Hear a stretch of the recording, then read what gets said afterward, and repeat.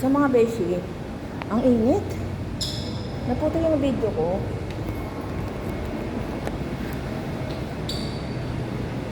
Makikita kami kasi ngayon ng may-ari ng cellphone.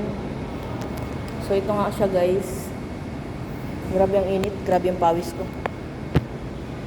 Ang tagal ng elevator. Wait lang. Para sure ako mga beshi ko na siya talaga yung may-ari ng cellphone. So ayan guys, palabas na ako. Ayan, ka-chat ko si kuya. So ayan na guys, ito na po sila. Okay lang sa inyo? Okay. So ayan po sila kuya. So ayan daw, fingerprint daw nila yung So dito kami ngayon guys sa BGC, pauwi na ako. Okay na kuya? Ako na lang yung pin code na lang. Oh, sige. Sige, bala na kayo basta uuwi na rin ako. Sige na. Oh, si Bibi nga yung nandito. Grabe ang init. Pasensya na kayo ah. Okay lang po. Alam nyo naman, pag housekeeping, bawal ang cellphone. Galing pa kasi ako sa taas. Umikot pa ako dito sa iyo. Buti nga po nagkataon na sa BGC kayo kasi Pateros po ba? Saan yung Patiros? Yan lang po sa malapit sa market. Alam ko kasi yung Patiros dito din sa dun sa Tihiros ang pagkadinig ko sa may Cavite, sa Naik. Sabi ko, ang swerte nyo talaga kasi walang laman yung bus. Ngayon, yung sinakyan kong bus, walang laman. Nati-text na po ba kayo sumakay? Oo. Ayun po. Walang... Kasi po kami po yung huling bumaba, as in kami po. Pero nung po, sabi, tinawagan yung driver Tinawagan na. yung driver, sabi nung conductor, wala daw yung cellphone doon. Wala. Napakaswerte kasi isipin mo, ako lang yung nakaupo doon sa upuan, sa lawak ng bus, doon talaga sa harap ko.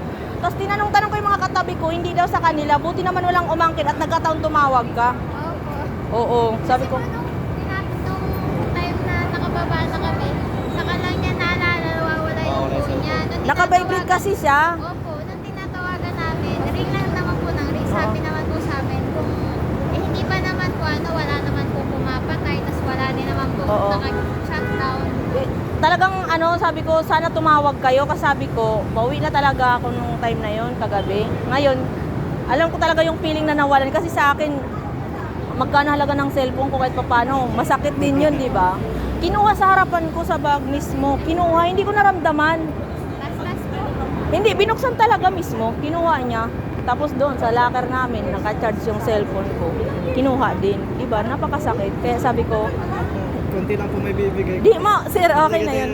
Di, okay na yun. Kunin niyo na po. Di na. Kunin niyo na po. Pero Kunin thank niyo you na po. ah. Kunin niyo na po. So guys, naibalik ko na po yung cellphone sa kanila. Yan, sila po yung may-ari. Thank you ah. God bless. Merry Christmas. Sige po, uwi na ako. Bye-bye. So ayun mga beshi, nagbibigay sila sa akin ng basta nagbibigay sila sa akin. Kaso, hindi okay na yun kasi hindi naman ako naghirap. Dito naman sa building ako pinuntahan. Dito sa pinapasokan ko naman nila ako pinuntahan. Kaya, hindi ko na hindi ko na tinanggap. Mabait naman din pala sila guys. So, yun lang. Bye-bye.